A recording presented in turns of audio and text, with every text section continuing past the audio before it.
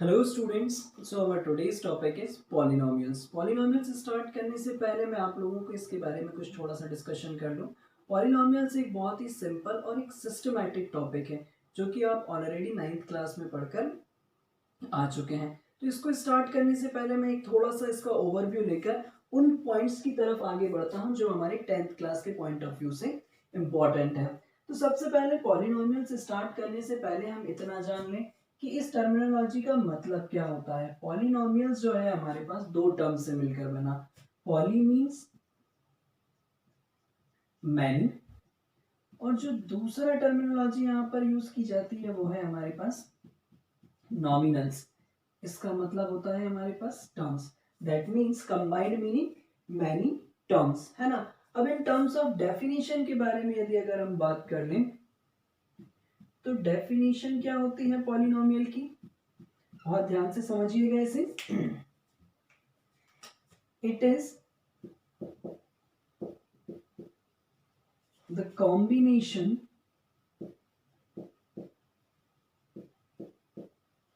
Of constants. Constants का मतलब होता है जिनकी वैल्यू फिक्स होती है, उसके अंदर कोई चेंजेस नहीं होते। It is the combination of constants and variables. ठीक है, इसके आगे मैं एक और लाइन यहाँ पर ऐड करने जा रहा हूँ जिसका मीनिंग बहुत ज्यादा इंपॉर्टेंट है, उसको जरा ध्यान से समझिएगा। Having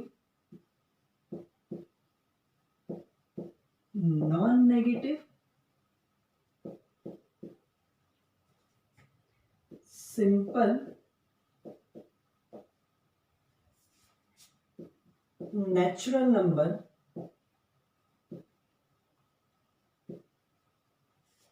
exponents of variables. ठीक है, इसका मतलब क्या है, मैं यहाँ पर एक एग्जांपल लेकर आपको समझाने की कोशिश कर रहा हूँ। Suppose 2x square plus 3x plus 4। Here is the example of polynomials. अगर आप यहाँ पर देखें तो ये जो पूरा एक पॉलिनोमियल है ये दो चीजों से मिलकर बना है। इसमें क्या है, कांस्टेंट दैट इज 2, 3 एंड 4, और x यहाँ पर किसकी तरह एक्ट कर रहा है, वेरिएबल्स की तरह पर। हमेशा बच्चों के दिमाग में एक डाउट बना होता है कि इक्वेशन और पॉलिनोमियल्स में क्या डिफरेंस है। तो इक्वेशंस और पॉलिनोमियल्स के बीच में एक बहुत छोटा सा डिफरेंस है, उसको समझने के लिए आप यहाँ पर बहुत ध्यान से कंसंट्रेट करें। तो पॉलिनोमियल जो होता है ये तो एक कॉम्बिनेशन तो होता ही है कांस्टेंट और वेरिएबल का, साथ ही साथ इसमें हमें रिजल्टेंट कुछ नहीं मिलता है। लेकिन यदि अगर हम इक्वेशन की बात करें तो इक्वेशन भी it is also a combination of constant and polynomial, constant and variables, but it always gives some resultant. तो यदि अगर हम इक्वेशन की बात करें तो इक्वेशन के इक्वल्स टू में हमेशा आपको कुछ ना कुछ वैल्यू मिलती है। जैसे फॉर एग्जांपल यदि अगर मैंने यहाँ पर इसके इक्वल में 0 लगा दिया तो अब ये पॉलिनोमियल ना रहकर क्या हो जाएगा, इक्वेशन हो जाएगा। ठीक है, तो यहाँ पर ये एक छोटा सा डिफरेंस है हमारे पास इक्वेशन और पॉलिनोमियल्स के बीच में, तो इस पर जरा बहुत ध्यान दीजिएगा। ठीक है, तो इसके बाद हम मूव करते हैं हमारे पास कुछ बेसिक टर्मिनोलॉजी की तरफ जो पूरे पॉलिनोमियल्स में यूज होने वाली हैं। तो उससे पहले मुझे इसे रफ करना पड़ेगा और आप लोग इसे पॉज करें नोट करने के लिए। ठीक है,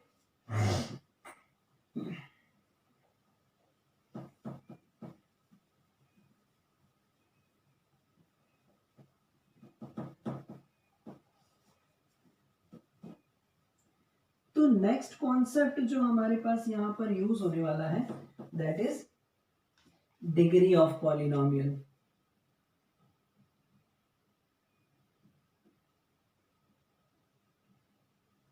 अब डिग्री ऑफ पॉलिनोमियल क्या होता है,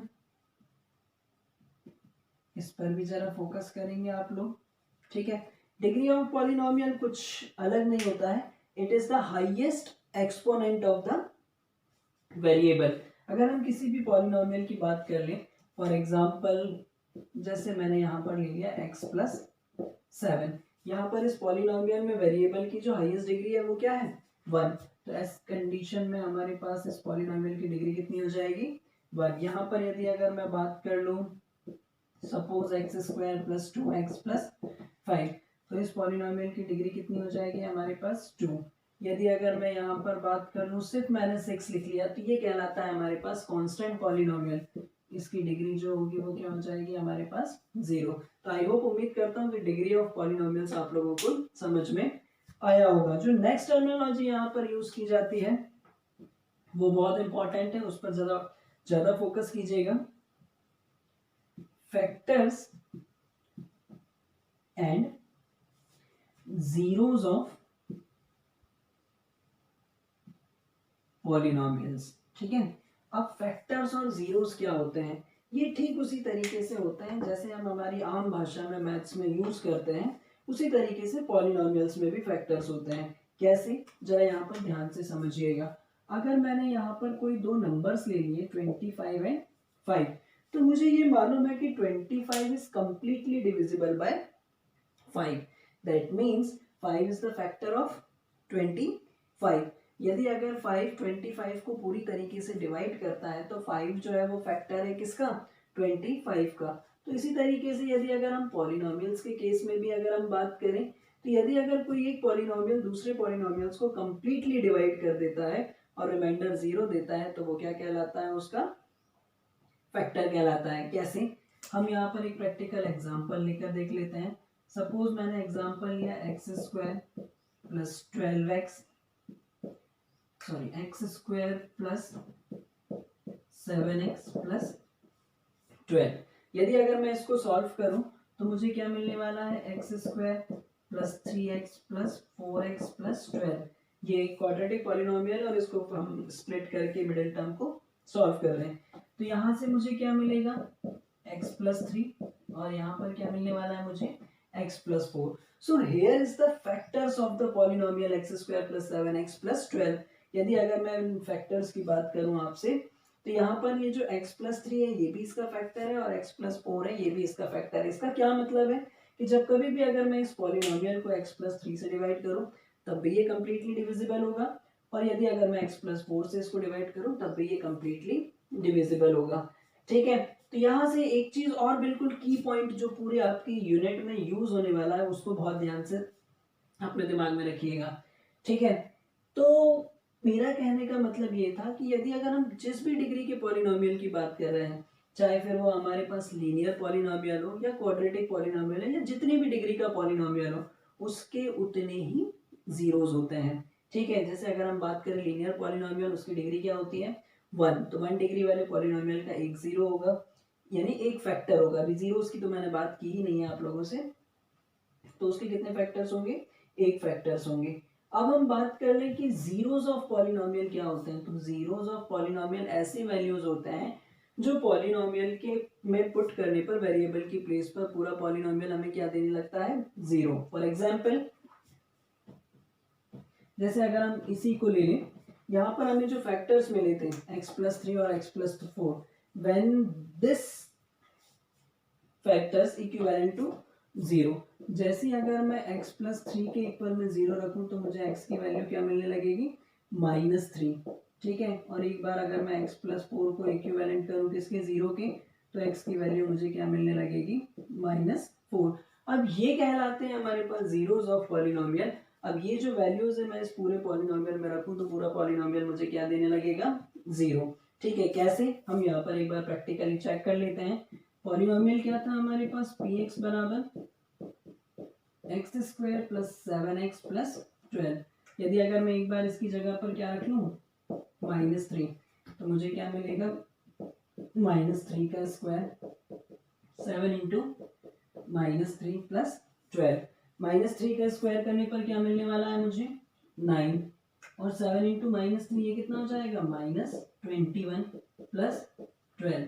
इसको भी जब मैं ऐड कर लूं तो 9 प्लस 12 मुझे क्या देने वाला है, प्लस का 21, दैट इज 21 माइनस 21, तो ये क्या दे रहा है हमें, जीरोस। ठीक है, तो इस चीज को जरा बहुत ध्यान से समझना। फैक्टर्स क्या होते हैं, एक पॉलिनोमियल जो दिए गए पॉलिनोमियल को कंप्लीटली डिवाइड कर दें, और जीरोस क्या होते हैं हमारे पास ऐसी वैल्यूज जो पॉलिनोमियल में वेरिएबल की प्लेस पर पुट करने पर पूरा पॉलिनोमियल हमें क्या देने लगता है, जीरोस देने लगता है। साथ ही साथ एक बात को और दिमाग में बहुत अच्छे से रखिएगा कि अगर हम जितने भी डिग्री वाले पॉलिनोमियल की बात कर रहे हैं उसके उतने ही जीरोस हमारे पास होते हैं। अब यदि अगर हम बात करें यहाँ पर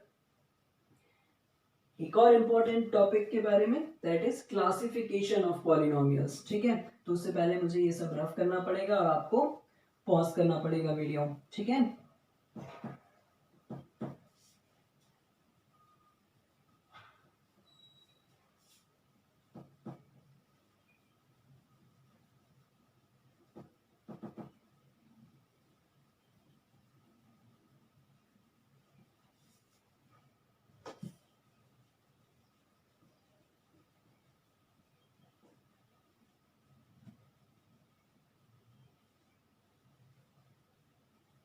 चलिए बात कर लेते हैं हम क्लासिफिकेशन ऑफ पॉलिनोमियल्स के बारे में।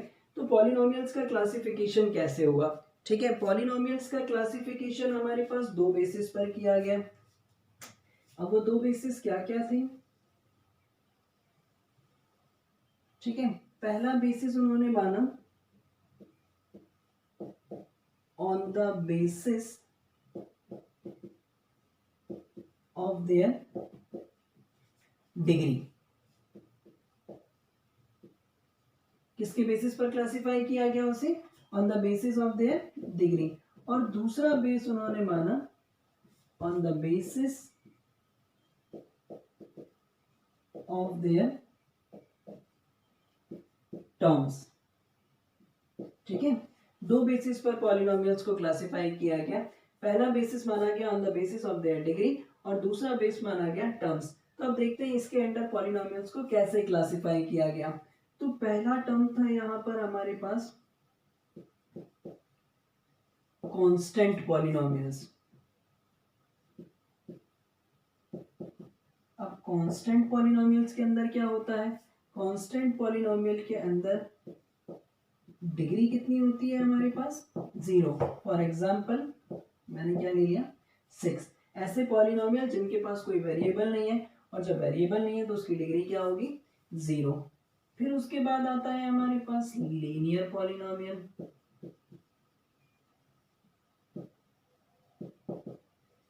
अब लीनियर पॉलिनोमियल के अंदर डिग्री कितनी होती है हमारे पास?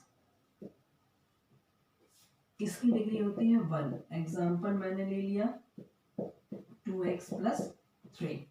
फिर उसके बाद नेक्स्ट आता है हमारे पास क्वाड्रेटिक पॉलिनोमियल। क्वाड्रेटिक पॉलिनोमियल के अंदर क्या होता है?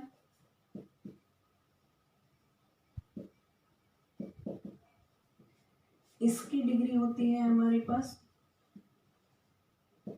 2। एग्जाम्पल की अगर हम बात कर लें तो 2x² + 3x + 4। इसके बाद नेक्स्ट आता है हमारे पास क्यूबिक पॉलिनोमियल। अब अगर हम क्यूबिक पॉलिनोमियल की बात करें तो क्यूबिक पॉलिनोमियल की डिग्री कितनी होती है भैया? 3। तो एग्जाम्पल क्या होगा इसका? कुछ भी 3 डिग्री वाला पॉलिनोमियल ले लीजिए आप। 3x³ + 4x² + 5। ठीक है, इसके आगे भी होते हैं लेकिन हमारे सिलेबस के पॉइंट ऑफ व्यू से इतना सफिशिएंट है। इसके आगे भी अगर आपको जानना हो तो क्यूबिक पॉलिनोमियल के बाद मिलता है हमें क्वार्टिक पॉलिनोमियल, जिसकी डिग्री कितनी होती है? 4। क्वार्टिक पॉलिनोमियल के बाद हमें क्या मिलता है? क्विंटिक पॉलिनोमियल, जिसकी डिग्री कितनी होती है हमारे पास? 5। तो ये तो था हमारे पास कैसे पॉलिनोमियल्स डिग्री के बेसिस पर क्लासिफाई होते हैं। अब अगर हम बात करें कि टर्म्स के बेसिस पर पॉलिनोमियल्स का कैसे क्लासिफिकेशन किया जाता है, तो सबसे पहले हमें क्या मिलता है? मोनोमियल्स। ठीक है, अब मोनोमियल्स यानी कि जिसके अंदर सिर्फ एक ही टर्म हो, फॉर एग्जांपल 6x। फिर हमें मिलता है बाइनोमियल्स। बाइनोमियल्स के अंदर कितने टर्म्स होते हैं हमारे पास? 2 terms, for example 6x + 7y। ठीक है, फिर उसके बाद आता है हमारे पास ट्राइनोमियल्स। ठीक है, ट्राइनोमियल्स के अंदर क्या होता है हमारे पास? ऐसे जिसके अंदर 3 टर्म्स हो, फॉर एग्जांपल 3x + 2y + 5। ठीक है, तो पूरे पॉलिनोमियल्स का जो क्लासिफिकेशन है वो दो बेसिस पर किया गया। पहला on the basis of their degree. Degree के बेसिस पर हमने देखा तो हमें कौन कौन से पॉलिनोमियल दिखाई दिए? Constant polynomial, linear polynomial, quadratic polynomial, cubic polynomial. फिर उसके आगे भी आप देखें तो क्वार्टिक पॉलिनोमियल जिसकी डिग्री 4 होती है, क्विंटिक पॉलिनोमियल जिसकी डिग्री 5 होती है। फिर उसके आगे फर्दर n डिग्री पॉलिनोमियल्स चालू हो जाते हैं। फिर जब हमने इसका टर्म्स के बेसिस पर क्लासिफिकेशन किया तो हमें पहले मिला मोनोमियल्स जिसके अंदर एक टर्म्स होता है, बाइनोमियल्स जिसके अंदर दो टर्म्स होते हैं, ट्राइनोमियल्स जिसके अंदर तीन टर्म्स होते हैं, फिर उसके बाद क्वांटिनोमियल्स जिसके अंदर चार टर्म्स होते हैं। इस तरीके से ये जो पूरी सीक्वेंस है ये चलती जाती है। लेकिन अभी हमारे सिलेबस के पॉइंट ऑफ व्यू से जितना इम्पोर्टेंट है वो मैंने यहाँ पर आप लोगों के सामने मेंशन कर दिया है। ठीक है,